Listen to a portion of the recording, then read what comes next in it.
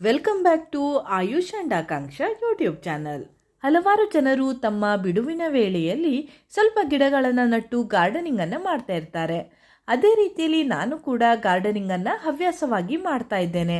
ಅದರ ಜೊತೆಗೆ ನಾನು ಮಲ್ಲಿಗೆ ಕೃಷಿಯನ್ನು ಕೂಡ ಮಾಡ್ತಾ ಇದ್ದೇನೆ. ಇದು ಎಲ್ಲರಿಗೂ ತಿಳಿದಿರುವ ವಿಷಯವೇ. ಆದರೆ ಬೇಸಿಗೆ ಬಂದ ತಕ್ಷಣ ನಮಗೆ ಸ್ವಲ್ಪ ಭಯ ಆಗುವುದು ಉಂಟು. ಯಾಕಂದರೆ ನೀರಿನ ವ್ಯವಸ್ಥೆ ತುಂಬಾ ಬೇಕಾಗ್ತದೆ. ನಾವು ಹೆಚ್ಚು ಮಲ್ಲಿಗೆ ಗಿಡಗಳು ಅಥವಾ ಯಾವುದೇ ಗಿಡಗಳನ್ನು ನಟ್ಟರೂ ಕೂಡ ಅದಕ್ಕೆ ಸರಿಯಾಗಿ ನೀರನ್ನು ಹಾಕಲೇಬೇಕಾಗ್ತದೆ. ನಾನು ಮಧ್ಯಾಹ್ನ 3:30 ಅಷ್ಟಕ್ಕೆ ನನ್ನ ಈ ವಿಡಿಯೋವನ್ನು ಮಾಡ್ತಾ ಇದ್ದೇನೆ. ಇಲ್ಲಿ ನೀವು ನನ್ನ ಗಿಡಗಳನ್ನು ನೋಡ್ತಾ ಇರಬಹುದು. ಸ್ವಲ್ಪ ಬಾಡಿದ ರೀತಿಯಲ್ಲಿ ಆಗಿದೆ. ಇದನ್ನು ನೋಡುವಾಗಲೇ ನನಗೆ ಬೇಸರ ಆಗ್ತಾ ಇದೆ. ಹಾಗೆ ಚಿಕ್ಕ ಗಿಡಗಳಿಗೆ ಅಷ್ಟೇನು ಸಮಸ್ಯೆ ಆಗುವುದಿಲ್ಲ ನೋಡಿ, ಅಷ್ಟೇನು ಬಾಡುವುದಿಲ್ಲ. ಆದರೆ ದೊಡ್ಡ ದೊಡ್ಡ ಗಿಡಗಳು ಹಾಗೆ ಚಿಗುರಿನಿಂದ ಕೂಡಿರುವ ಗಿಡಗಳು ಸ್ವಲ್ಪ ಬಾಡಿದ ರೀತಿಯಲ್ಲಿ ಇರ್ತದೆ. ಬಾವಿಯಲ್ಲಿ ನೀರು ನೋಡಿ ತುಂಬ ಕೆಳಗೆ ಹೋಗಿದೆ. ಹಾಗಾಗಿ ನನಗೆ ದಿನಕ್ಕೆ 2 ಬಾರಿ ನೀರನ್ನು ಹಾಕಲಿಕ್ಕೆ ಆಗುವುದಿಲ್ಲ. ದಿನಕ್ಕೆ ಒಮ್ಮೆ ಮಾತ್ರ ಗಿಡಗಳಿಗೆ ನೀರನ್ನು ಹಾಕ್ತಾ ಇದ್ದೇನೆ. ಈಗಿನ ಒಂದು ಬಿಸಿಲಿಗೆ ನನ್ನ ಗಿಡಗಳೆಲ್ಲ ಮಧ್ಯಾಹ್ನದ ಹೊತ್ತಿಗೆ ಬಾಡ್ತಾ ಇದೆ. ಹಾಗಾಗಿ ನಾನು ಸಂಜೆಗೆ ನೀರನ್ನು ಹಾಕ್ತಾ ಇದ್ದೇನೆ. ಬೆಳಗ್ಗೆ ನಾನು ಎಷ್ಟು ನೀರನ್ನು ಹಾಕಿದರೂ ಕೂಡ ಸಂಜೆ ಆಗುವಾಗ ಅದು ಸ್ವಲ್ಪ ಬಾಡಿದ ರೀತಿಯಲ್ಲಿ ಆಗ್ತಾ ಇದೆ. ಅಂದರೆ ಈಗ ಬಿಸಿಲಿನ ಒಂದು ಪವರ್ ಅದೇ ರೀತಿಯಾಗಿ ಇದೆ ಅಂತ ಹೇಳಬಹುದು. ನಮಗೂ ಕೂಡ ಈಗಿನ ಬಿಸಿಲಿನಲ್ಲಿ 5 ನಿಮಿಷ ಹೊರಗಡೆ ನಿಲ್ಲಕ್ಕೆ ಆಗೋದಿಲ್ಲ, ಆ ರೀತಿಯ ಒಂದು ಬಿಸಿಲು ಇದೆ ಅಂತಲೇ ಹೇಳಬಹುದು. ಇವತ್ತು ನಾನು ಬೆಳಗ್ಗೆ ನೀರನ್ನು ಹಾಕಲಿಲ್ಲ, ಸಂಜೆಗೆ ನೀರನ್ನು ಹಾಕ್ತಾ ಇದ್ದೇನೆ. ಯಾಕಂದರೆ ಮಕ್ಕಳಿಗೆ ಎಕ್ಸಾಮ್ ಇತ್ತು. ಹಾಗಾಗಿ ಬೆಳಗ್ಗೆ ನನಗೆ ಅಷ್ಟೊಂದು ಟೈಮ್ ಸಿಗುವುದಿಲ್ಲ. ಹೂವನ್ನು ತೆಗೆದು ಕಟ್ಟಲಿಕ್ಕೂ ಕೂಡ ಸ್ವಲ್ಪ ಸಮಯ ಬೇಕಾಗ್ತದೆ. ಹಾಗಾಗಿ ಈಗ ನೀರನ್ನು ಹಾಕಲು ಬಂದಿದ್ದೇನೆ. ನಾನು ಯಾವಾಗಲೂ ನನ್ನ ಫ್ರೆಶ್ ಆಗಿರುವ ಗಿಡವನ್ನು ತೋರಿಸ್ತೇನೆ, ಬಾಡಿ ಹೋದ ಗಿಡವನ್ನು ತೋರಿಸ್ತಾ ಇರಲಿಲ್ಲ. ಇವತ್ತು ಮಧ್ಯಾಹ್ನದ ಹೊತ್ತಿಗೆ ನನ್ನ ಗಿಡಗಳು ಯಾವ ರೀತಿ ಇರ್ತದೆ ಅಂತ ತೋರಿಸ್ತಾ ಇದ್ದೇನೆ ನೋಡಿ. ಬೆಳಗ್ಗೆ ನಾನು ನೀರನ್ನು ಹಾಕದೇ ಇದ್ದಾಗ ಮಧ್ಯಾಹ್ನದ ಹೊತ್ತಿಗೆ ನನ್ನ ಗಿಡಗಳು ಈ ರೀತಿ ಆಗಿರ್ತದೆ. ಇನ್ನು ಮುಂದೆ ನನಗೆ ಒಂದೇ ಹೊತ್ತು ನೀರನ್ನು ಹಾಕಲಿಕ್ಕೆ ಆಗ್ತದೆ. ಯಾಕಂದರೆ ನೀರು ಕೆಳಗಡೆ ಹೋಗಿದೆ, ನಾನು ಆವಾಗಲೇ ತೋರಿಸಿದ್ದೇನೆ. ಇಲ್ಲಿನ ಅಕ್ಕಪಕ್ಕದ ಊರುಗಳಲ್ಲಿ ಮಳೆ ಬಂದಾಗಿದೆ, ಆದರೆ ನಮ್ಮ ಊರಿಗೆ ಮಳೆ ಬಂದಿಲ್ಲ. ನಾನು ಮಳೆಗಾಗಿ ಕಾಯ್ತಾ ಇದ್ದೇನೆ. ನನ್ನ ಗಿಡಗಳು ಕೂಡ ಮಳೆಗಾಗಿ ಕಾಯ್ತಾ ಇದೆ ಅಂತಲೇ ಹೇಳಬಹುದು. ನೈಸರ್ಗಿಕವಾಗಿ ಬರುವಂತಹ ನೀರಿನಿಂದ ಗಿಡಗಳು ತುಂಬಾ ಚೆನ್ನಾಗಿ ಬೆಳೀತದೆ. ಆದರೆ ತುಂಬಾ ಮಳೆ ಬಂದರೆ ಇದಕ್ಕೂ ಕೂಡ ತೊಂದರೆ ಆಗ್ತದೆ. ಈಗ ಬರುವಂತಹ ಮಳೆ ತುಂಬಾ ಒಳ್ಳೆಯದು ಅಂತ ಹೇಳಬಹುದು. ಯಾಕಂದರೆ ತುಂಬಾ ಬಿಸಿಲು ಇದೆ. ಇಷ್ಟೊಂದು ಬಿಸಿಲಿನಲ್ಲಿ ಒಮ್ಮೆ ಮಳೆ ಬಂದರೆ ಅದಕ್ಕೂ ಕೂಡ ಖುಷಿ ಆಗ್ತದೆ. ನೋಡಿ, ನನ್ನ ಗಿಡಗಳಲ್ಲಿ ತುಂಬ ಏನು ಹುಳಗಳಿಲ್ಲ, ಕೆಲವೊಂದು ಹುಳಗಳಿವೆ. ಅದು ಕೆಲವೊಂದು ಹೂವನ್ನು ಮಾತ್ರ ತಿಂದು ಹಾಕ್ತಾ ಇದೆ. ಹಾಗಾಗಿ ನಾನು ಗಿಡಗಳಿಗೆ ಕೀಟನಾಶಕವನ್ನು ಸ್ಪ್ರೇ ಮಾಡಿಲ್ಲ. ನಾನು ಹಿಂದಿನ ವಿಡಿಯೋದಲ್ಲಿ ಹೇಳಿದ್ದೇನೆ. ಹಾಗೆ ಇಲ್ಲಿ ಕೂಡ ನೀವು ನೋಡ್ತಾ ಇರಬಹುದು, ಹುಳಗಳ ಒಂದು ತೊಂದರೆ ಸ್ವಲ್ಪ ಕಡಿಮೆ ಆಗಿದೆ ಅಂತಲೇ ಹೇಳಬಹುದು. ಇವತ್ತು ನಾನು ನನ್ನ ಬಾಡಿ ಹೋದ ಗಿಡಗಳ ವಿಡಿಯೋವನ್ನು ಮಾಡಿ ತೋರಿಸ್ತಾ ಇದ್ದೇನೆ. ಗಿಡಗಳಲ್ಲಿ ತುಂಬಾ ಚಿಗುರುಗಳು ಬಂದಿದೆ. ಇನ್ನೇನು ಮೊಗ್ಗುಗಳು ಬರಲು ಪ್ರಾರಂಭವಾಗ್ತಿದೆ. ಇನ್ನು ಕೆಲವೊಂದು ಗಿಡಗಳಲ್ಲಿ ಇನ್ನು 4-5 ದಿನದಲ್ಲಿ ಹೂವು ಸಿಗ್ತದೆ. ಹೀಗೆ ಒಂದೊಂದು ಗಿಡದಲ್ಲಿ ಒಂದೊಂದು ರೀತಿಯಾದ ಬೆಳವಣಿಗೆ ಆಗ್ತಾ ಇದೆ. ಇಲ್ಲಿ ನೋಡಿ, ಚಿಕ್ಕ ಚಿಕ್ಕ ಮೊಗ್ಗುಗಳು ಬರ್ತಾ ಇದೆ. ಈ ರೀತಿಯಾಗಿ ಗಿಡದ ತುಂಬ ಮೊಗ್ಗುಗಳು ಬಂದಾಗ ನಮಗೆ ಹೆಚ್ಚಿಗೆ ಹೂವು ಸಿಗ್ತದೆ. ಹಾಗೆ ಈಗ ನನ್ನ ಗಿಡಗಳು ಕೆಲವೊಂದು ಗಿಡಗಳಲ್ಲಿ ಈಗ ಹೂವು ಆಗ್ತಾ ಇದೆ. ಇನ್ನು ಕೆಲವೊಂದು ಗಿಡಗಳಲ್ಲಿ ಸ್ವಲ್ಪ ದಿನದಲ್ಲಿ ಹೂವು ಆಗ್ತದೆ. ಇನ್ನು ಕೆಲವೊಂದು ಗಿಡದಲ್ಲಿ ಒಂದು 15 ದಿನ ಬಿಟ್ಟು ಹೂವು ಆಗ್ತದೆ. ಈ ರೀತಿಯಾಗಿ ಬೇರೆ ಬೇರೆ ರೀತಿಯ ಒಂದು ಗಿಡಗಳ ಒಂದು ಬೆಳವಣಿಗೆ ಇದೆ. ಹಾಗಾಗಿ ನನಗೆ ಕಂಟಿನ್ಯೂಸ್ ಆಗಿ ಹೂವು ಸಿಗ್ತಾ ಇದೆ ಅಂತ ಹೇಳಬಹುದು. ಮೊದಲಾದರೆ 15 ದಿನ ನನಗೆ ಹೂವು ಸಿಗ್ತಾ ಇತ್ತು. ಮುಂದಿನ 15 ದಿನ ನನಗೆ ಹೂವೇ ಇರ್ತಾ ಇರಲಿಲ್ಲ. 10-15 ಮೊಗ್ಗುಗಳು ಈ ರೀತಿಯಾಗಿ ಸಿಗ್ತಾ ಇತ್ತು. ಒಂದೇ ಸಲ ತುಂಬಾ ಹೂವು ಸಿಗ್ತಾ ಇತ್ತು. ನನಗೆ ಅದನ್ನು ಕಟ್ಟಲಿಕ್ಕೂ ಕೂಡ ಕಷ್ಟ ಆಗ್ತಾ ಇತ್ತು. ಆದರೆ ಈಗ ನನಗೆ ಕಂಟಿನ್ಯೂಸ್ ಆಗಿ 1 ಚೆಂಡು, 1.5-2 ಚೆಂಡು ಈ ರೀತಿಯಾಗಿ ಹೂವು ಸಿಗ್ತಾ ಇದೆ. ಒಂದು ದಿನವೂ ಕೂಡ ಮಿಸ್ ಆಗದೆ ನನಗೆ 1 ಚೆಂಡಿಗಿಂತ ಹೆಚ್ಚಿಗೆ ಹೂವು ಸಿಗ್ತಾ ಇದೆ ಅಂತಾನೆ ಹೇಳಬಹುದು. ತುಂಬಾ ದಿನಗಳಿಂದ 1 ಚೆಂಡಿನಷ್ಟು ಹೂವು ಸಿಗ್ತಾ ಇತ್ತು. ಇವತ್ತು 1 ಚೆಂಡು 2 ಲೈನಷ್ಟು ಹೂವು ಸಿಕ್ಕಿದೆ. ಇನ್ನು ಜಾಸ್ತಿ ಆಗ್ತಾ ಹೋಗ್ತದೆ. ಯಾಕಂದ್ರೆ ಗಿಡದಲ್ಲಿ ತುಂಬಾನೇ ಮೊಗ್ಗುಗಳು ರೆಡಿ ಆಗಿದೆ. ಇನ್ನು ಜಾಸ್ತಿ ಆಗ್ತಾ ಹೋಗ್ತದೆ ಅಂತ ಅದರಿಂದನೇ ಗೊತ್ತಾಗ್ತದೆ. ನೋಡಿ ಗಿಡಗಳು ಯಾವ ರೀತಿ ಬೆಳೆದಿದೆ ಅಂತ. ನಾನು ಮೋಸ್ಟ್ಲಿ 2 ತಿಂಗಳ ಹಿಂದೆ ಗಿಡಗಳನ್ನು ದೂರದಲ್ಲಿ ಇಟ್ಟಿದ್ದೆ, ಒಂದಕ್ಕೊಂದು ತಾಗದಂತೆ ಇಟ್ಟಿದ್ದೆ. ಈಗ ಪುನಃ ತಾಗುವಷ್ಟು ಅದು ಬೆಳೆದಿದೆ ಅಂತಲೇ ಹೇಳಬಹುದು. ನೋಡಿ ಈ ಗಿಡ ಯಾವ ರೀತಿಯಾಗಿದೆ. ಇದೇ ರೀತಿಯಾಗಿ ಹೆಚ್ಚಿನ ಗಿಡಗಳು ಬೆಳೆದಿದೆ. ಆದರೆ ನನ್ನ ಬಳಿ ಇರುವುದು ಎಲ್ಲವೂ ಕೂಡ ಒಂದೇ ಸೈಜ್ನ ಗಿಡ ಅಲ್ಲ. ಅಂದರೆ ನಾನು ಒಟ್ಟಿಗೆ ಪರ್ಚೇಸ್ ಮಾಡಿದ್ದಲ್ಲ. ಹಾಗಾಗಿ ಬೇರೆ ಬೇರೆ ಗಿಡಗಳು ಬೇರೆ ಬೇರೆ ರೀತಿಯಾಗಿ ಬೆಳವಣಿಗೆ ಹೊಂದುತ್ತಾ ಇದೆ. ಹಾಗೆ ಕೆಲವೊಂದು ಗಿಡಗಳನ್ನು ನಾನೇ ರೆಡಿ ಮಾಡಿ ನಟ್ಟಿದ್ದು, ಅದಕ್ಕೆ 1 ವರ್ಷ ಆಗಿರಬಹುದು. ಕೆಲವೊಂದು ಗಿಡಗಳಿಗೆ 6 ತಿಂಗಳಾಗಿದೆ. ಕೆಲವೊಮ್ಮೆ ಗಿಡಗಳಲ್ಲಿ ಹುಳಗಳಿವೆ ಅಂತ ನಮಗೆ ಗೊತ್ತಾಗೋದಿಲ್ಲ. ಆದರೆ ಹೂವನ್ನು ನೋಡುವಾಗ ಗೊತ್ತಾಗ್ತದೆ. ನೋಡಿ, ಈ ಹುಳಗಳು ಹೂವನ್ನು ಬೇರೆ ಬೇರೆ ಶೇಪಲ್ಲಿ ತಿಂದು ಹಾಕಿರ್ತದೆ. ಅಥವಾ ಹೂವಿನ ಒಳಗಡೆ ಇರ್ತದೆ, ಅದು ಹೇಗೆ ಹೋಗ್ತದೆ ಅಂತ ಗೊತ್ತಾಗುವುದಿಲ್ಲ. ಕೆಲವೊಮ್ಮೆ ಹೂವನ್ನು ಕಟ್ಟುವಾಗ ತುಂಬಾ ಹುಳಗಳು ಸಿಗ್ತದೆ. ಈಗ ಅಷ್ಟಾಗಿ ಹುಳಗಳು ಕಂಡು ಬರ್ತಾ ಇಲ್ಲ. ಹಾಗೆ ಈ ಎಲ್ಲ ಗಿಡಗಳು ಸ್ವಲ್ಪ ದೊಡ್ಡದಾದಂತಹ ಗಿಡಗಳು ಅಂತ ಹೇಳಬಹುದು. ನೋಡಿ, ಎಲ್ಲವೂ ಕೂಡ ತುಂಬ ಚೆನ್ನಾಗಿ ಬೆಳೆದಿದೆ. ನಾನು ಇದನ್ನು ಒಮ್ಮೆ ಕಟ್ ಮಾಡಬೇಕು ಅಂತ ಅಂದ್ಕೊಂಡಿದ್ದೆ, ಆದರೆ ಕಟ್ ಮಾಡಲಿಕ್ಕೆ ಸಮಯನೇ ಸಿಕ್ಕಿಲ್ಲ ಅಂತ ಹೇಳ್ಬಹುದು. ಹಾಗೆ ಇದು ನೋಡಿ, ಚಿಕ್ಕ ಗಿಡ, 1 ವರ್ಷ ಆಗಿರಬಹುದು. ಅದರಲ್ಲಿ ತುಂಬಾ ಹೂವು ಆಗ್ತಾ ಇದೆ. ಅದೇ ರೀತಿಯಾಗಿ ಈ ಗಿಡವನ್ನು ನಾನು ತೋರಿಸಿದ್ದೆ, ಇದು ಸ್ವಲ್ಪ ವೀಕ್ ಆದ ಹಾಗೆ ಇದೆ ಅಂತ ಹೇಳಿದ್ದೆ. ಇದನ್ನು ಕೂಡ ನಾನು ಟ್ರಿಮ್ ಮಾಡಬೇಕು ಅಂತ ಅಂದುಕೊಂಡಿದ್ದೆ. ಇದರಲ್ಲೂ ಕೂಡ ನನಗೆ ಈಗ ತುಂಬಾ ಮೊಗ್ಗುಗಳು ಸಿಗ್ತಾ ಇದೆ.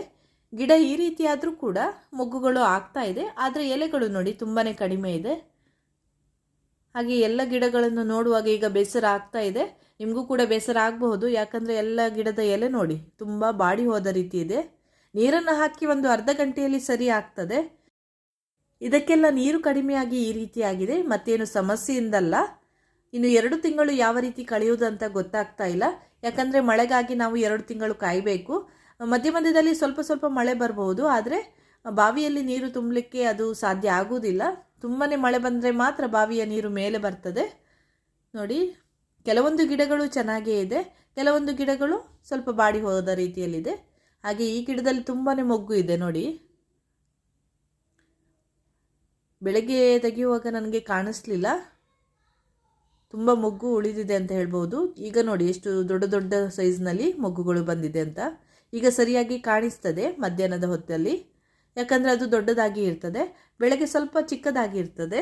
ಒಂದು 10 ಗಂಟೆಯ ನಂತರ ನಮಗೆ ಹೂವು ಚೆನ್ನಾಗಿ ಕಾಣಿಸ್ತದೆ. ಆದರೆ ಈಗ ಬಿಸಿಲಿಗೆ ನಮಗೆ ಹೊರಗಡೆ ಬರಲಿಕ್ಕೆ ಆಗುವುದಿಲ್ಲ. ಈಗ 3 ಗಂಟೆ ಆದರೂ ಕೂಡ ಸ್ವಲ್ಪ ಮೋಡದ ರೀತಿಯಲ್ಲಿ ಇದೆ, ತುಂಬ ಬಿಸಿಲು ಏನೂ ಇಲ್ಲ. ಹಾಗಾಗಿ ನಾನು ಈಗ ಹೊರಗಡೆ ಬಂದಿದ್ದೇನೆ. ತುಂಬ ದಿನಗಳಿಂದ ಮೋಡ ಆಗ್ತದೆ, ಗಾಳಿ ಬೀಸ್ತದೆ, ಆದರೆ ಮಳೆನೇ ಬರ್ತಾ ಇಲ್ಲ. ಈ ರೀತಿಯಾಗಿ ವೆದರ್ ಸ್ವಲ್ಪ ಚೇಂಜ್ ಆಗ್ತಾ ಇರೋದರಿಂದ ನಮ್ಮ ಆರೋಗ್ಯವೂ ಕೂಡ ಸ್ವಲ್ಪ ಏರುಪೇರಾಗ್ತದೆ ಅಂತ ಹೇಳ್ಬಹುದು. ನನಗೂ ಕೂಡ ಸ್ವಲ್ಪ ಜ್ವರ ಬಂದು ಕೋಲ್ಡ್ ಆಗಿ ಮೂಗು ಕಟ್ಟಿದೆ ಅಂತ ಹೇಳ್ಬಹುದು. ವಾಯ್ಸ್ ಕೊಡಲಿಕ್ಕೆ ಸ್ವಲ್ಪ ಕಷ್ಟ ಆಗ್ತಾ ಇದೆ. ನಿಮಗೆ ನನ್ನ ವಾಯ್ಸ್ ಸ್ವಲ್ಪ ಚೇಂಜ್ ಆಗಿ ಕೇಳಿಸ್ತಾ ಇರಬಹುದು. ಹಾಗೆ ಈ ಗಿಡ ನೋಡಿ, ಚಿಕ್ಕ ಗಿಡ. ಈ ರೀತಿಯಾಗಿ ಗಿಡವನ್ನು ನಾವು ಸೆಟ್ ಮಾಡ್ಕೊಳ್ಬೇಕು ಅಂತ ಹೇಳಬಹುದು. ಅಂದರೆ ನಾವು ಆಗಾಗ ಅದನ್ನು ಕಟ್ ಮಾಡಿದಾಗ ಮಾತ್ರ ಬುಷ್ ಆಗಿ ಬರ್ತದೆ, ಇಲ್ಲದಿದ್ದಲ್ಲಿ ಅದು ಉದ್ದಕ್ಕೆ ಬೆಳೀತಾ ಹೋಗ್ತದೆ. ನೋಡಿ, ಈ ರೀತಿಯಾಗಿ ಚಿಗುರು ಬರಬೇಕು, ಆಗ ಮಾತ್ರ ಗಿಡಗಳಲ್ಲಿ ತುಂಬಾ ನಮಗೆ ಇಳುವರಿ ಸಿಗ್ತದೆ. ಉದ್ದಕ್ಕೆ ಬೆಳೆದ ಗಿಡಗಳಲ್ಲಿ ಕೇವಲ 2-3 ಗೆಲ್ಲುಗಳು ಮಾತ್ರ ಇರ್ತದೆ, ಅದರಲ್ಲಿ ಮಾತ್ರ ಹೂವು ಆಗ್ತದೆ. ಆದರೆ ನಾವು ಈ ರೀತಿಯಾಗಿ ಬುಷ್ ಮಾಡಿದಾಗ ತುಂಬಾ ಚಿಗುರುಗಳು ಬಂದು ತುಂಬಾ ಹೂವು ಸಿಗ್ತದೆ.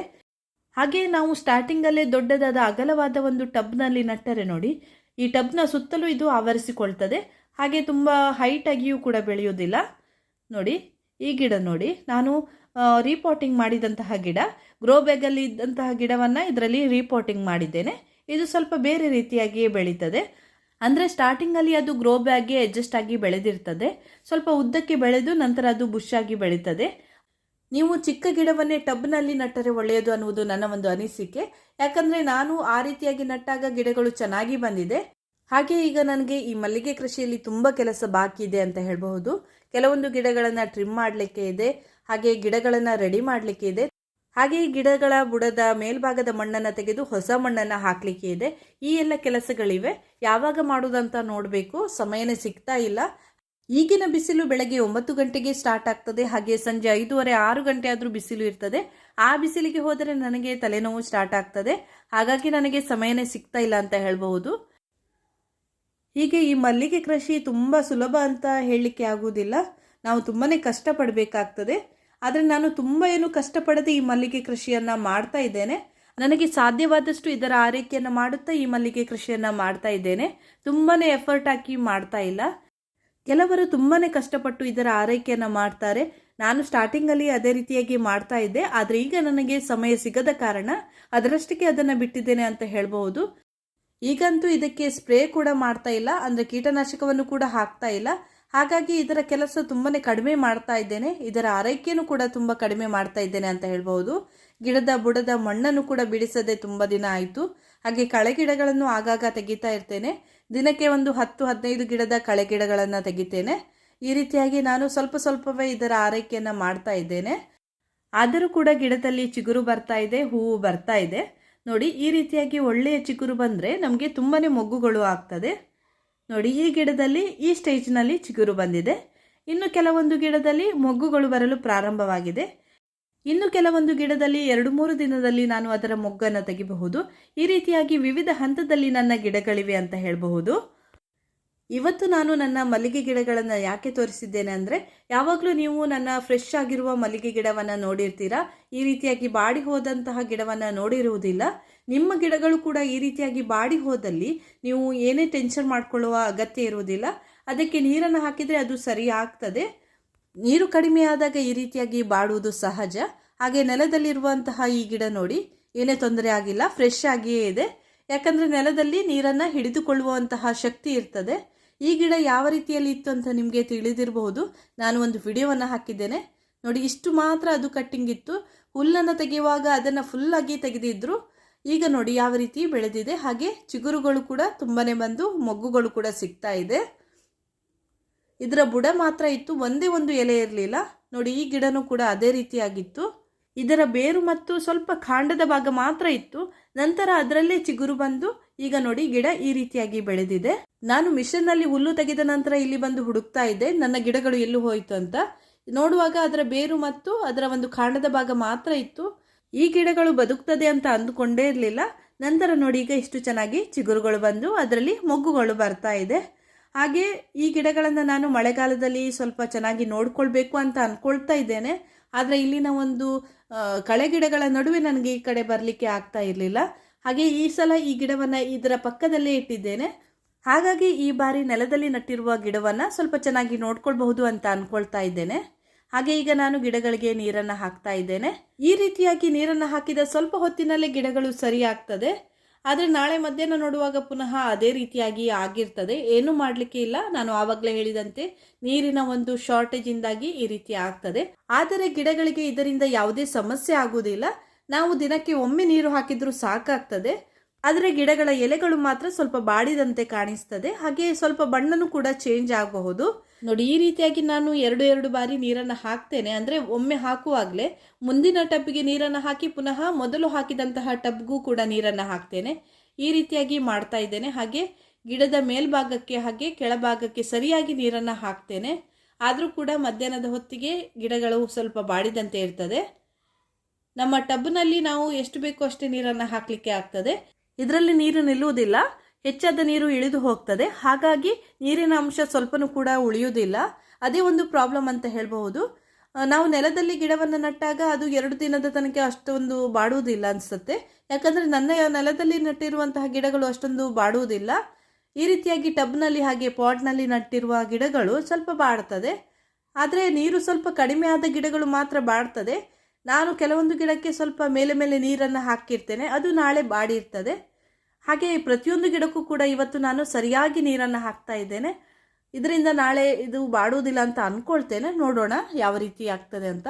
ನೋಡಿ ಈ ರೀತಿಯಾಗಿ ಗಿಡದ ಪ್ರತಿಯೊಂದು ಭಾಗಕ್ಕೂ ಕೂಡ ನೀರನ್ನು ಹಾಕ್ತಾ ಇದ್ದೇನೆ. ಹಾಗೆ ಬುಡಕ್ಕೂ ಕೂಡ ಸರಿಯಾಗಿ ನೀರನ್ನು ಹಾಕ್ತಾ ಇದ್ದೇನೆ. ನಾನು ದೊಡ್ಡದಾದ ಪೈಪ್ ಅಂದರೆ ಸ್ವಲ್ಪ ಅಗಲ ಆಗಿರುವ ಪೈಪ್ನಿಂದ ನೀರನ್ನು ಹಾಕುವುದಿಲ್ಲ.